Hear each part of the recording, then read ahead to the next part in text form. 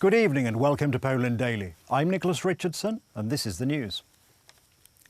Government ministers from the three Baltic states, Latvia, Lithuania and Estonia, and Poland met in Latvia yesterday to watch NATO exercises and to discuss security issues in the region, as Belarus and Russia also staged their own military exercises.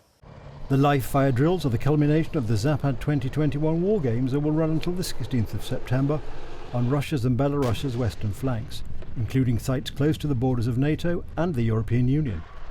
Neighbours such as Ukraine and NATO members Poland and Lithuania say such large-scale exercises so close to the frontier risk being provocative. Tensions have also been heightened after migrants crossed from Belarus into Latvia, Lithuania and Poland this summer.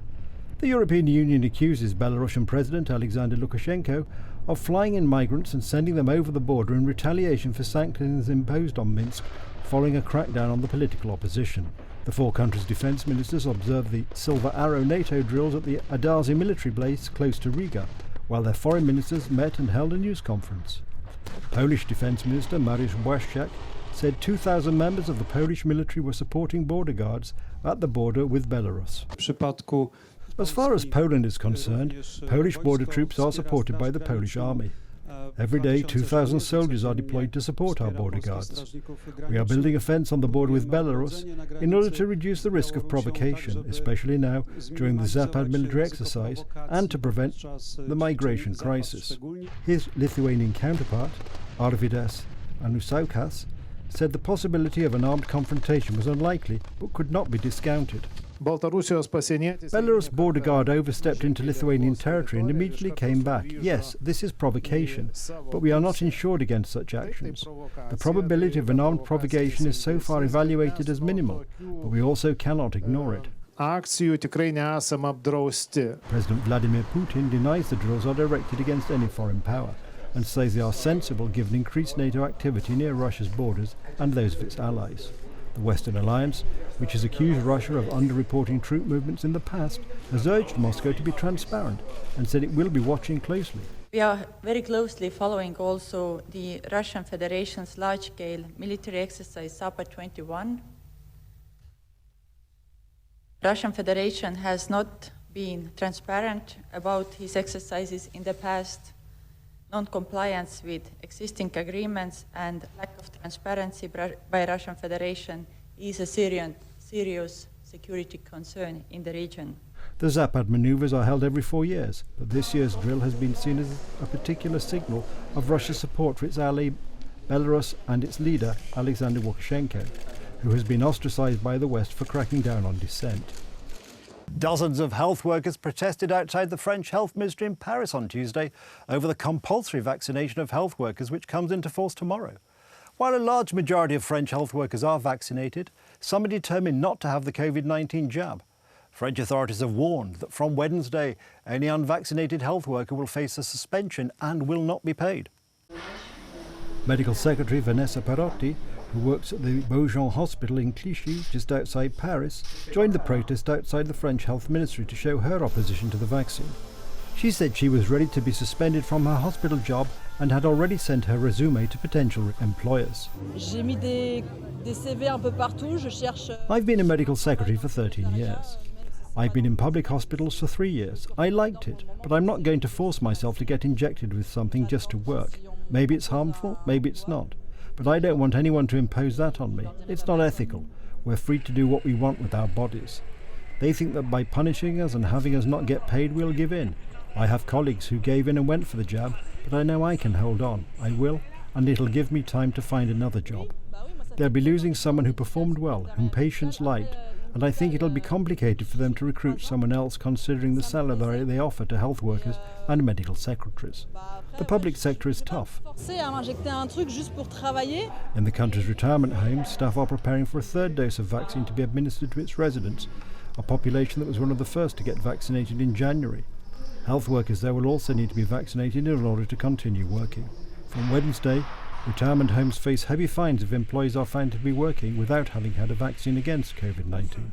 With an estimated 300,000 retirement home workers in the country, SINERPA, a union of retirement homes, said they expect 1 to 2% of contracts being suspended over vaccination refusal. If an employee on their final decision maintains their refusal, well, then we'll suspend their work contract and pay. So there will be a few suspensions in the coming weeks. We are expecting that. Our network indicates 1 or 2% of contracts being suspended. Canadian Prime Minister Justin Trudeau said on Monday that if re-elected, he would ban people from protesting outside hospitals. He also accused his chief rival, Conservative Erin O'Toole, of supporting those who oppose COVID-19 vaccinations.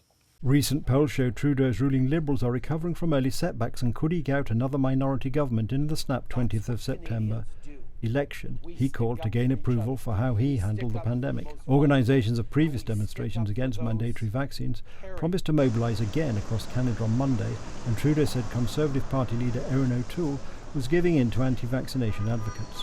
In August, the network that operates several hospitals in Toronto said it would sack any staff members who are not fully vaccinated by the end of October.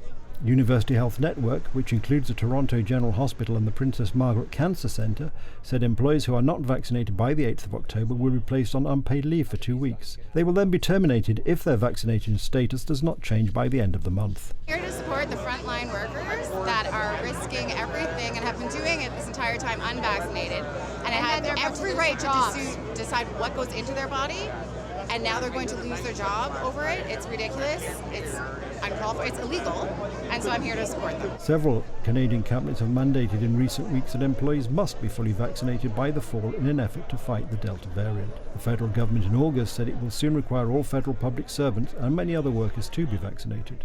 O'Toole is cool on the idea of mandatory vaccination, saying he prefers use of rapid testing.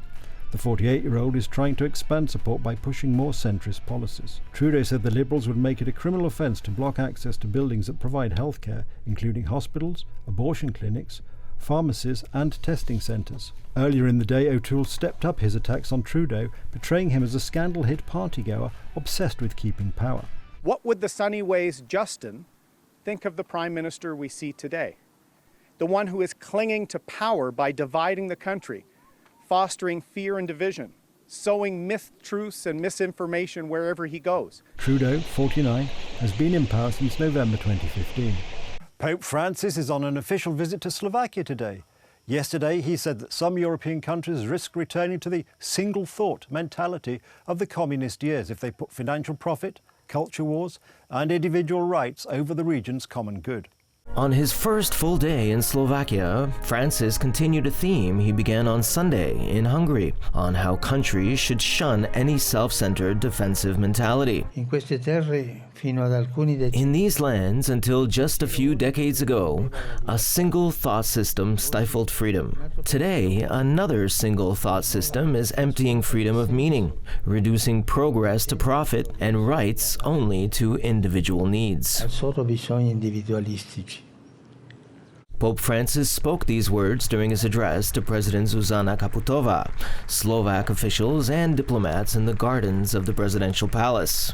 Slovakia became independent in 1993 when Czechoslovakia split, following the 1989 Velvet Revolution that ended 4 decades of Soviet-backed rule of the country.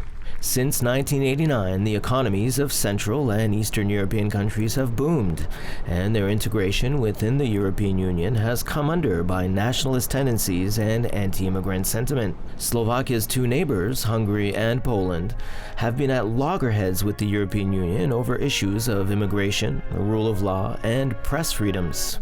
The Pope will visit 4 cities in Slovakia before returning to Rome on Wednesday. That's the news. Thank you for watching. Stay with us for the weather, Poland Daily Business and more programmes. But from me, it's have a good night and a better tomorrow.